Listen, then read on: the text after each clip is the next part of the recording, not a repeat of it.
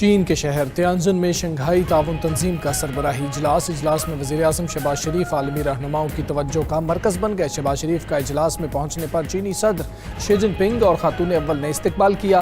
روسی صدر پیوٹن، ترک صدر طیب اردوان اور دیگر رہنماؤں کی بھی اجلاس میں شرکت۔ وزیر اعظم کی روسی صدر پیوٹن، ملائیشیا کے صدر انور ابراہیم، بیلاروس کے صدر الیگزینڈر لوکاشینکو سے ملاقاتیں۔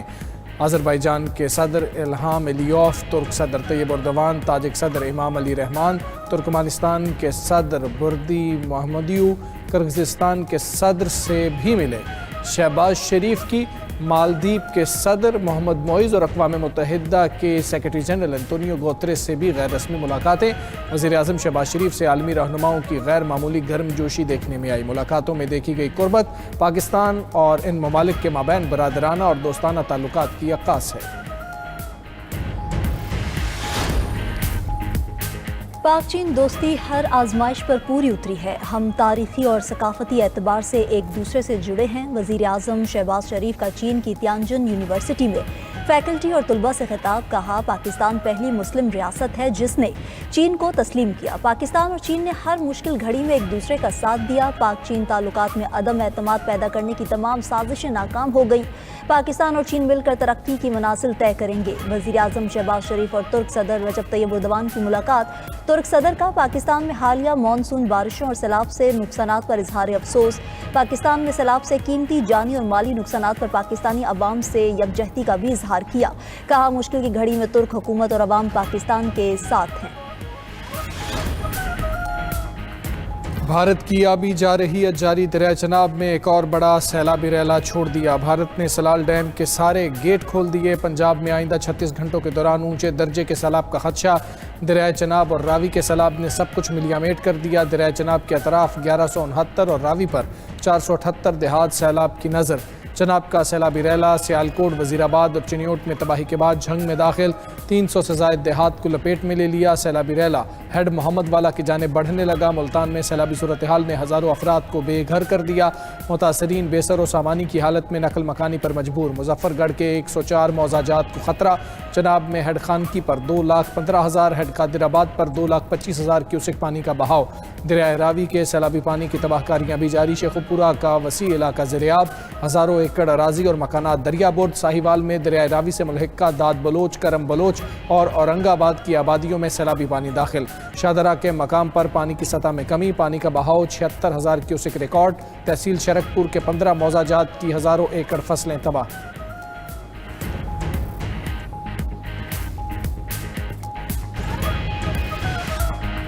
پنجاب کے بپھرے دریاؤں نے ہر طرف تباہی مچا دی۔ سینکڑوں بستیاں اور آشیانے تباہی کا شکار، لاکھوں لوگوں کی نقل مکانی، فصلیں بھی سیلاب کی نظر۔ بھارتی آبی جارحیت کے بعد ستلج کے ریلے راستے میں آئی ہر شے بہا لے گئے۔ قصور میں درجنوں دیہات زیرآب، ہر طرف تباہی کے مناظر۔ ہیڈ گنڈا سنگھ بالا کے مقام پر پانی کا بہاؤ 2,60,000 کیوسک ریکارڈ۔ تلوار پوسٹ کا حفاظتی بند بھی ٹوٹنے کا خدشہ، 10 سے زائد دیہات خالی کرا لیے گئے۔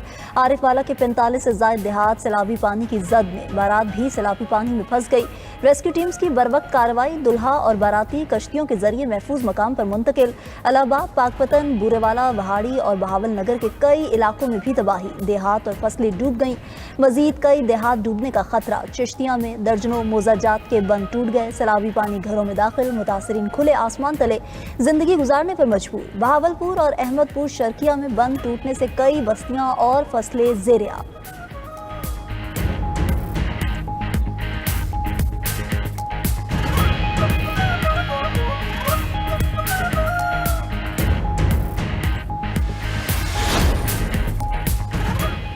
دریائے سندھ میں بھی شدید سیلاب کا خطرہ، این ڈی ایم اے نے خبردار کر دیا۔ نیشنل ڈیزاسٹر مینجمنٹ اتھارٹی کے مطابق پنجاب کے سیلابی ریلے پیر کو کوٹ مٹھن سے گزریں گے۔ منگل اور بدھ کو دریائے سندھ میں اونچے درجے کا سیلاب متوقع۔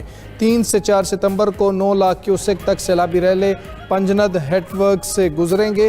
گڈو بیراج پر 5 سے 6 ستمبر کے دوران 8 لاکھ سے 11 لاکھ کیوسک بہاؤ متوقع۔ کچے کا پورا علاقہ ڈوبنے کا خدشہ۔ ادھر دریائے سندھ میں پانی کی سطح میں اضافہ، گھوٹکی میں کچے کے 100 سے زائد دیہات ڈوب گئے۔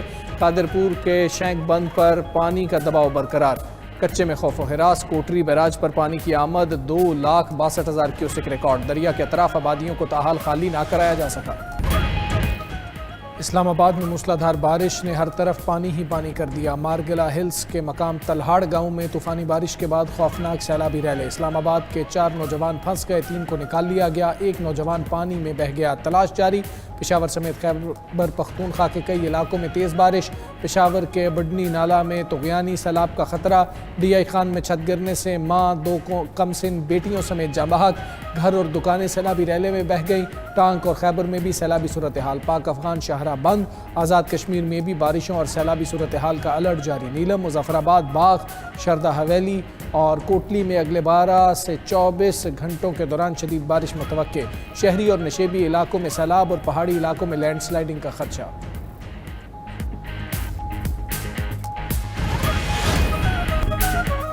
غزہ میں اسرائیلی فوج کے وحشیانہ حملے جاری۔ گزشتہ 24 گھنٹوں میں مزید 88 فلسطینی شہید، 421 زخمی ہو گئے۔ شہداء میں امداد کے منتظر 30 فلسطینی بھی شامل۔ قحط اور غذائی قلت سے مزید 7 فلسطینی جاں بحق۔ بھوک سے اب تک 339 فلسطینی موت کے منہ میں چلے گئے، جن میں 124 بچے بھی شامل۔ غزہ میں شہداء کی تعداد 63,371 ہو گئی، 1,59,935 زخمی ہو چکے۔ اسرائیلی فوج کا القسام بریگیڈز کے ترجمان ابو عبیدہ کو نشانہ بنانے کا دعویٰ۔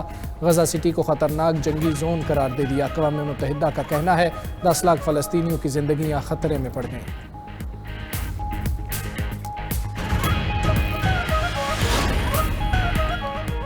روس کے یوکرین پر حملے جاری، 1 شخص زخمی۔ تازہ حملوں میں 4 پاور سٹیشن کو نقصان پہنچنے سے 29,000 سے زائد صارفین بجلی سے محروم ہو گئے۔ اوڈیسا کے قریب بندرگاہی شہر چرنومورسک سب سے زیادہ متاثر ہوا۔ یوکرین کی سب سے بڑی پاور کمپنی ڈی ٹیک نے 4 تنصیبات کو نشانہ بنائے جانے کی تصدیق کی ہے۔ دوسری جانب یوکرین کا روس کا ہی بارود اس کے خلاف استعمال کرنے کا دعویٰ۔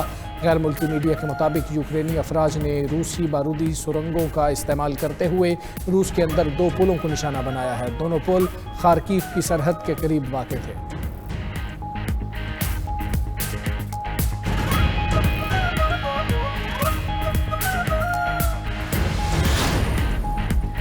یورپی یونین کا جنگ بندی کے بعد بھی یوکرین کی حمایت جاری رکھنے کا اعلان۔ صدر یورپی کمیشن ارسلا وان ڈیر کا کہنا ہے کہ یورپی یونین یوکرین کی فوجی تربیت اور مالی امداد امن کے بعد بھی جاری رکھے گی۔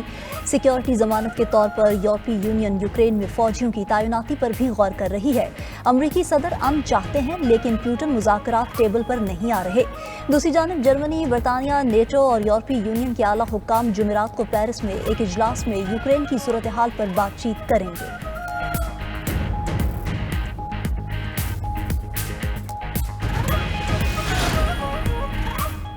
انڈونیشیا میں عوامی احتجاج کے بعد صدر پرابو بیانتو نے اراکین پارلیمنٹ کی مراعات کم کرنے کا اعلان کر دیا۔ انڈونیشیا کے صدر نے ٹی وی خطاب میں کہا اراکین پارلیمنٹ کو پرتعیش مراعات دینے پر عوام کو شدید اعتراض ہے، اس لیے اراکین پارلیمنٹ کے لیے رہائشی الاؤنس اور بیرون ملک دورے معطل کیے جا رہے ہیں۔ خیال رہے کہ چند روز قبل ڈیلیوری رائڈر کی پولیس کی گاڑی کی ٹکر کے بعد موت نے پورے ملک میں احتجاج کو جنم دیا۔ مختلف شہروں میں لوٹ مار، آتش زدگی اور پرتشدد واقعات میں اب تک 3 افراد ہلاک ہو چکے ہیں۔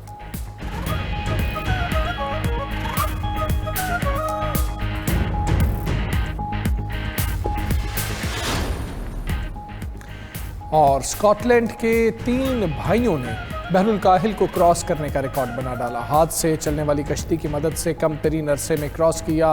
ایوان، جیمی اور لاخلن میکلن نے 139 دنوں میں 9,000 میل کا فاصلہ طے کیا۔ تینوں بھائی جنوبی امریکہ سے بحر الکاہل عبور کرنے والی پہلی ٹیم بھی بن گئے ہیں۔